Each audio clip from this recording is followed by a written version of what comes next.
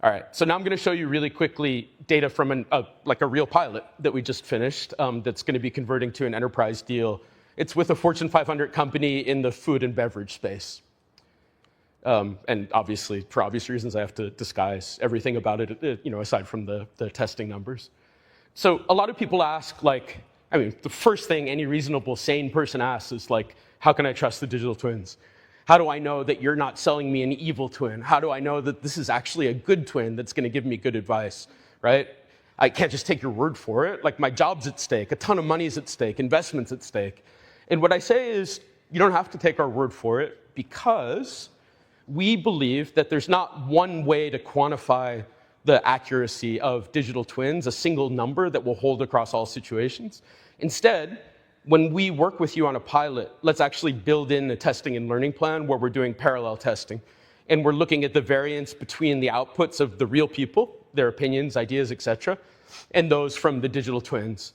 And this is real data, right? So just to give you a sense, we were at about 91% accuracy with not all that much underlying data that we ingested from the client and studies that we ran for the client, like a few studies, a few PowerPoints, et cetera.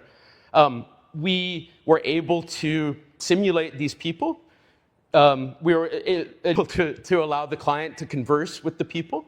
And we were able to test meaningfully ideas both in visual form and in text-based form to determine how real people would respond to them, but instantly. And then we tested all of that against a representative sample of real people out in the world that we recruited for the client and sent surveys to.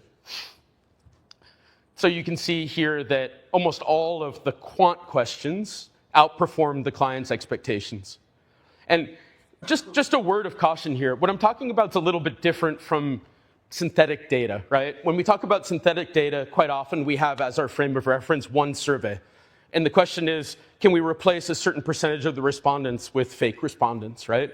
In order to decrease the cost of the survey or increase the speed.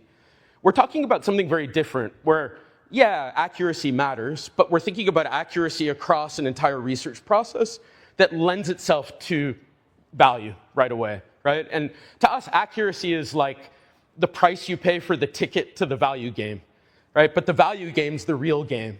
It's like, how are we helping our clients come up with better innovations more quickly for less money that are going to have a higher win percentage? But in order to do that, we have to be accurate. But what does accuracy mean? Well, it's easy with quant data, but what do you do with qual data? When you have a digital twin that's pretending to be a person and saying stuff using language, what does it mean to say that the outputs are like statistically accurate distribution?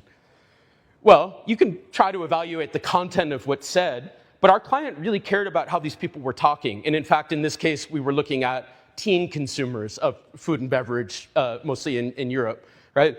So digital twin has to sound like teens in a meaningful way in order to spur the kind of thinking, collaboration, innovation that the client wanted. So we have what I think is an industry-leading report card where we score ourselves. It's like very little grade inflation, like only a B+. We score ourselves pretty hard on the outputs, and we're looking at the quantitative outputs, of course, that's the 91+%, but also the qualitative outputs, and we're evaluating based on the themes that are generated, the types of themes, prioritization of themes, the comment syntax, and the theme resonance. And what we told the client was, see that C at the bottom? That's because we don't have enough underlying training data that mimics the way teens talk about this particular category. And we're going to get better at that over time. And the last thing I'll say about all this is, a lot of people ask a really good question, which is like, what about the outliers? What about those early trends that we want to pick up on before the competition?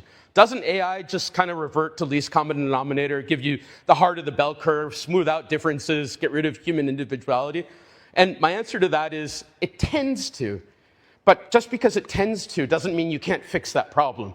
And you fix it at the input stage, it's better training data that includes some of that outlier stuff, good qual transcripts, et cetera.